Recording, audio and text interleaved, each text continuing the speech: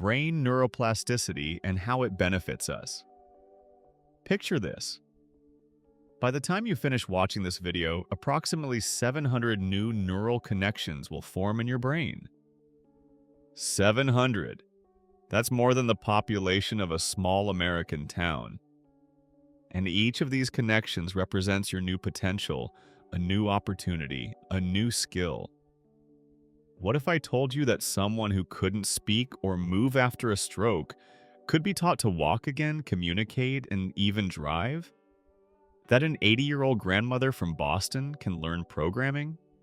That depression can be defeated not just with pills, but by literally rewiring the brain? Sounds like science fiction? But this is the reality of our time. Modern science has proven that your brain is not a frozen computer, but a living, constantly changing universe. It can completely restructure itself until your last day of life. And most incredibly, you can control this process. Welcome to the world of neuroplasticity, the most fascinating discovery in human brain research. Today, you'll learn how to transform your brain into an instrument of constant growth and transformation. What is neuroplasticity? Imagine your brain as a massive metropolis with 90 billion neuron residents. Each resident connects to thousands of neighbors through a complex network of roads. These are our neural connections. And here's the amazing part. This metropolis rebuilds itself every second. Somewhere old neighborhoods are demolished. Unnecessary connections. Somewhere new highways are built, fresh neural pathways form. And in some areas, new residents even appear. New neurons are born. This is neuroplasticity, our brain's ability to adapt, change, and restructure itself. Just 30 years ago, scientists were certain that the adult brain was unchangeable.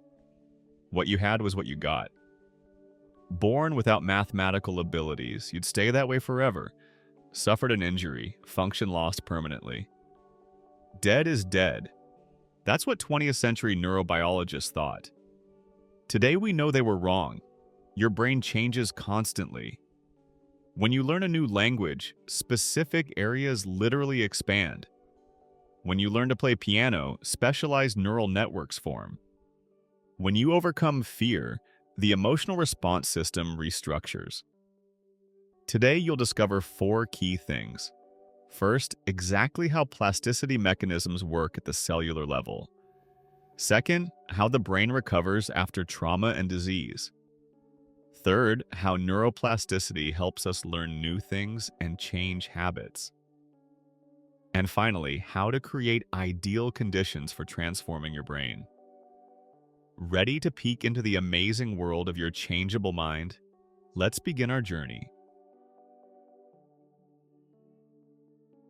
Part 1. Neuroplasticity mechanisms. Now we'll look inside your brain and see how real transformation magic happens. Imagine each neuron as a tree. It has a trunk, the cell body, roots, dendrites that receive signals and branches, axons that transmit information onward. When you learn something new, these trees begin actively growing. New dendrite branches appear, axons extend, and where branches of different trees touch, at synapses, real magic occurs. There's a simple rule. Neurons that fire together, wire together. It's like creating a trail in the forest. The more often you walk it, the wider and more comfortable it becomes. This is how synaptic plasticity works, the foundation of all learning. But the brain can not only strengthen connections, but also weaken them. Unused trails become overgrown. This is called synaptic depression. That's exactly why we forget unnecessary information. The brain conserves resources by removing what isn't used. Now imagine something even more amazing. In your brain, like in an enchanted forest, completely new trees can appear. For a long time, scientists believed new neurons weren't born in adulthood, but it turns out they are. especially actively in the hippocampus, the area responsible for memory and learning. This process is called neurogenesis. Every day, several thousand new neurons appear in your brain. Most don't survive, but those that receive enough stimulation and find their place in neural networks become full participants in your mental activity. The fourth mechanism is myelination. Imagine neural pathways as wires and myelin as insulation around them. The thicker the insulation, the faster the signal transmits. When you practice a skill for a long time, myelin sheaths of corresponding neural pathways thicken. That's exactly why an experienced pianist plays without thinking. Their fingers move at the speed of thought. It's important to note that all these processes happen simultaneously and continuously. Right now, while you're listening to this information, your brain is actively restructuring. New synapses form, useful connections strengthen, myelin sheaths develop. Want a simple example? Remember how you learned to drive. Initially, every movement required conscious effort. Clutch, gas, steering wheel, turn, everything had to be controlled. But over time, these actions became automatic. What happened? Your brain built a specialized neural network for driving, covered it with myelin for rapid signal transmission, and put most processes on autopilot.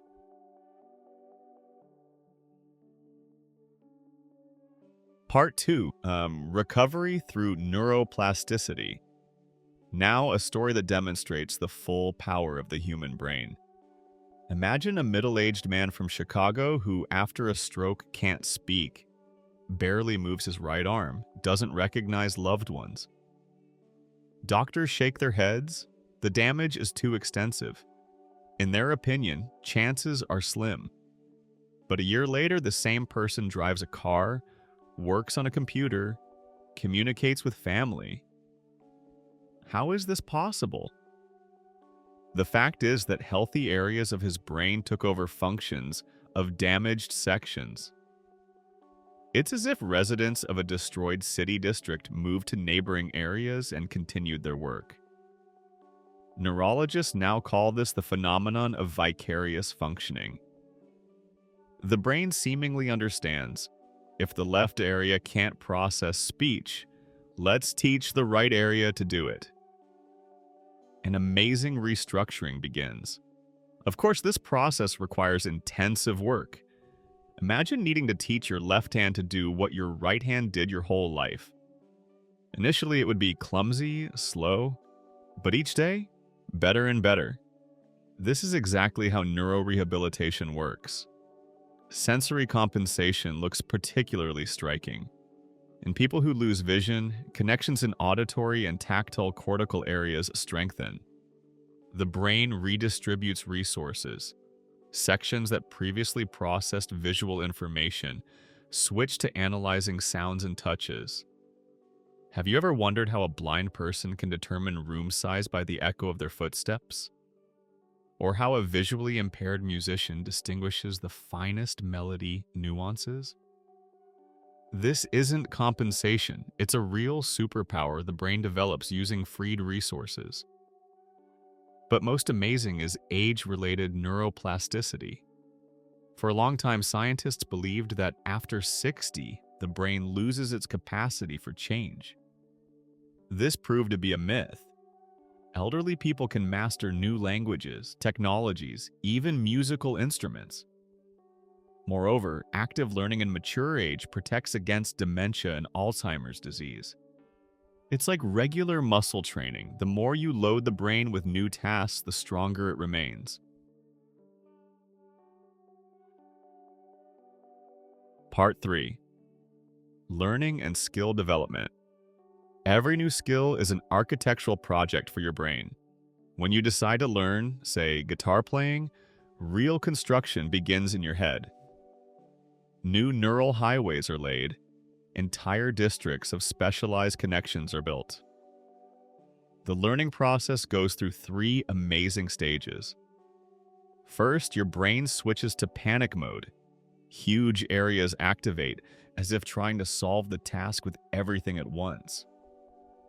Remember your first attempts to play a simple melody? The whole brain worked at its limit, and the result was, well, you remember. Then specialization begins. The brain understands. For this task, we need these specific areas. Unnecessary connections are cut off, useful ones are strengthened. Movements become more precise, more confident. And finally, automation. The skill moves to the subconscious. Fingers find the right strings on their own, even when you're thinking about something else. A stable neural network has formed that works practically without conscious participation. But here's what's striking. The brains of professional musicians physically differ from ordinary people's brains. They have enlarged areas responsible for finger movements and auditory perception. This isn't innate talent, it's the result of years of training. The same thing happens with taxi drivers in New York. They need to know tens of thousands of streets by heart. And what do you think? Their hippocampus, the brain area responsible for spatial memory, is significantly larger than average. The brain literally builds muscle where it's needed. Now about languages. Each new language is a separate neural network in your head. Moreover, the more languages you know, the easier each subsequent one becomes. Why? The brain learns to learn. It develops universal mechanisms for absorbing language patterns. Part 4. Emotional neuroplasticity and habits. Now the most interesting part. Your brain can not only master new skills, but completely restructure emotional reactions. Imagine you have a panic fear of public speaking. At the mere thought of a stage, your pulse quickens, palms sweat, breath catches. What happens in the brain? The amygdala, an ancient structure responsible for fear, sees the stage as a deadly threat and sounds the alarm. All body systems switch to fight or flight mode. Logic shuts down, only panic remains. But here's the amazing thing, this reaction can be changed. Your brain can learn to perceive the stage not as a threat, but as an opportunity. The prefrontal cortex, an evolutionarily young brain area responsible for logic and self-control, can learn to calm the amygdala. Every habit is a neural loop in the brain's basal ganglia. There's a cue, an action, and a reward. For example, work stress, cigarette, temporary relief. The loop closes and works automatically. To break this loop, you can't just delete the habit. You need to replace it with a new one. Forming a new habit takes time, on average 66 days of regular practice. But then it works just as automatically as the old one.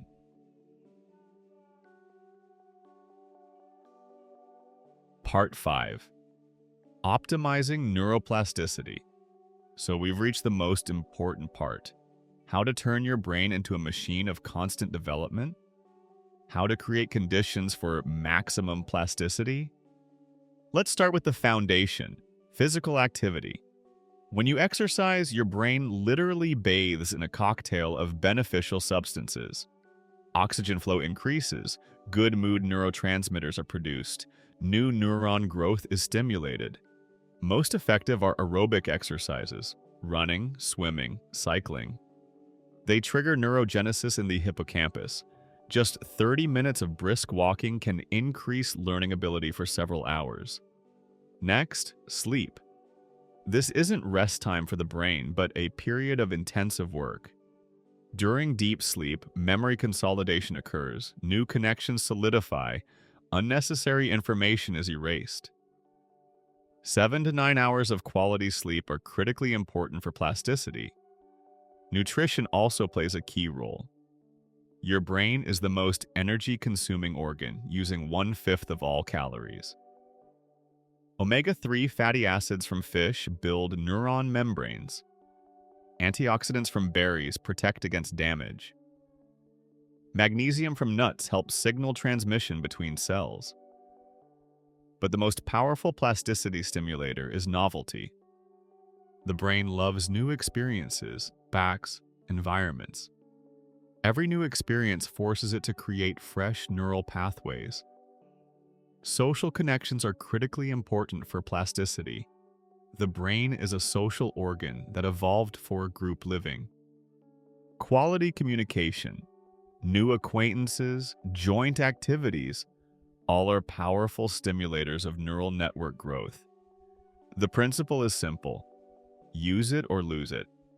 The brain is a muscle that either grows from load or atrophies from inactivity.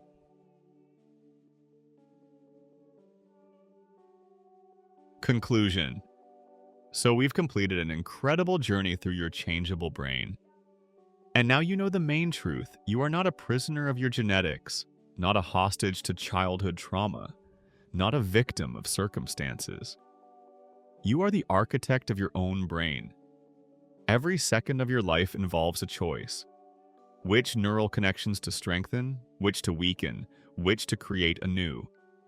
This choice determines who you'll become tomorrow, in a month, in a year. Remember the 4 key truths we discovered today. First, your brain constantly restructures at the cellular level. Every new impression leaves a physical trace. Second, even after serious damage, the brain can find workarounds and restore lost functions. Third, every new skill creates unique neural architecture, and there's no limit to improvement. Fourth, emotional reactions can be reprogrammed just like any other habits. But knowledge without action is useless. So here's my challenge for you. Choose right now one area of your life you want to change. It could be a new language, musical instrument, sport, or getting rid of a harmful habit, overcoming fear, developing emotional intelligence. Remember, your brain needs just 66 days of regular practice to begin forming lasting changes.